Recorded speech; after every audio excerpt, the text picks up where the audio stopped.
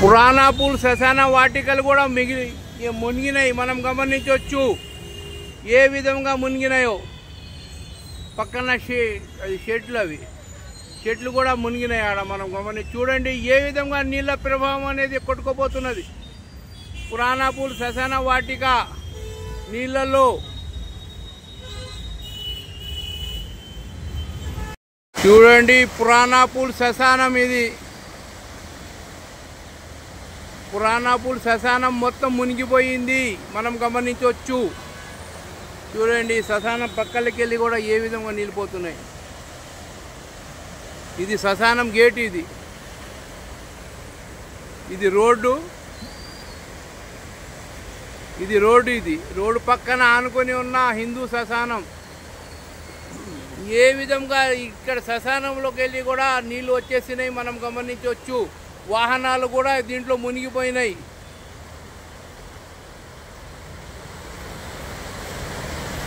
చూడండి ఇదైతే పూర్తిగా మునిగిపోయింది. ఇది శ్మశానాలు వాహనాలు కూడా మునిగిపోయినాయి.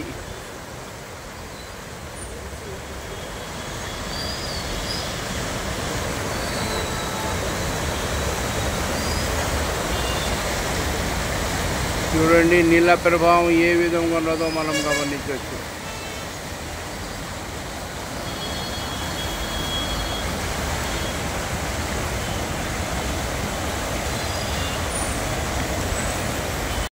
చూడండి శ్మశానం కూడా పూర్తిగా శ్మశానం కూడా మునిగింది. పురాణాపూల్ శ్మశానం అంటారు చూడండి. ఇది తలుపు కిటికీ.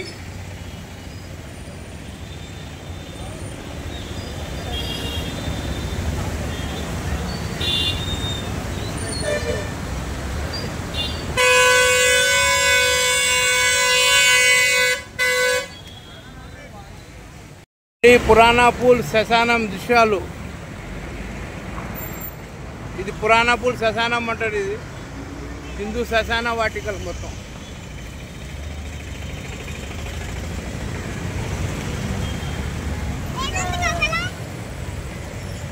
చూడండి తలుపులు మొత్తం జలమాయం. హిందూ శ్మశాన వాళ్ళు. పురాణాపూల్ హిందూ శ్మశానం. ఇది దహనం, ఇది కాల్చేది దహనం చేసే ఇది స్లాపులు చూడండి.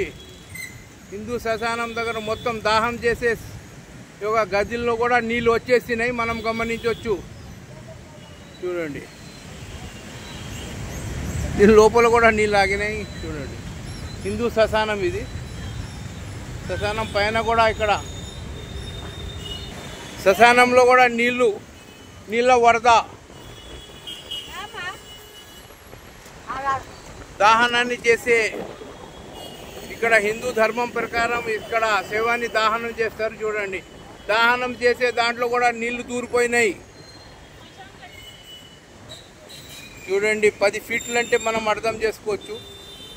ఆ షెడ్ అయితే మునిగిపోయింది. అది ఏ షెడ్డో అది. చూడండి పక్కన షెడ్ అయితే దాన్ని బట్టి చూస్తుంటే 15 ఫీట్లు ఈ యొక్క నీళ్ళ వరద పురాణాపూల్ మూసినది. శ్మశాన వాటికల కట్టలైతే మాయమే అవుతున్నాయి. కట్టలైతే ఈదుతున్నాయి ఆడపోయి మనం గమనించవచ్చు. పురాణాపూల్ శ్మశాన వాటిక ఇది ఏ విధంగా నీళ్ళలో మునిగిందో చూడండి.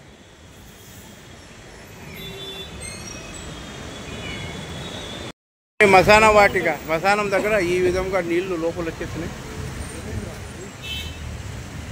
మొత్తం నీళ్లు చూడండి ఏ విధంగా శ్మశానం మొత్తం మునిగిపోయింది మనం గమనించవచ్చు. శ్మశాన వాటికలు ఇవి చూడండి ఏ విధంగా ఇక్కడ గడ్డం చేస్తున్నాడు ఈయన.